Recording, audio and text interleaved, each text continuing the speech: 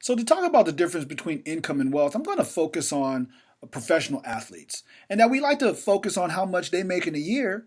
And look, don't get me wrong, of the 25 highest paid players in the National Football League, 20 of them are quarterbacks, and all of them are making about $20 million a year. Right? Now, mind you, that there's normally only about 2 or 3 players that are making that amount of money because the NFL has a salary cap that's approximately $160 million a year.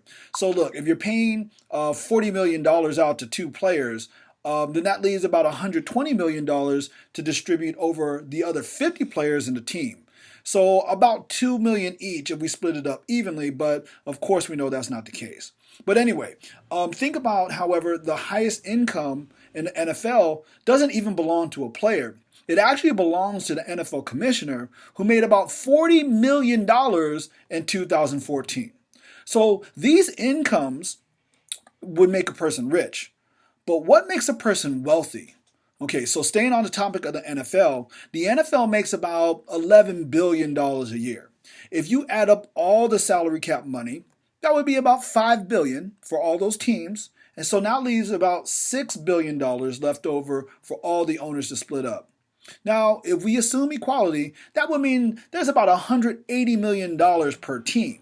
Now, I know that the owners have a lot of expenses wrapped up in that money, but I think it's safe to assume that they're bringing in a boatload of money. Not only that, but the average football team is valued at $1 billion. Now, here's the difference between income and wealth. If you were to save every dime of the commissioner's salary minus, let's say, 20% for taxes, it would take them about 33 years to save up enough money to buy a football team that he manages on a daily basis. This actually reminds me of construction workers who build mansions that they could never even hope to afford.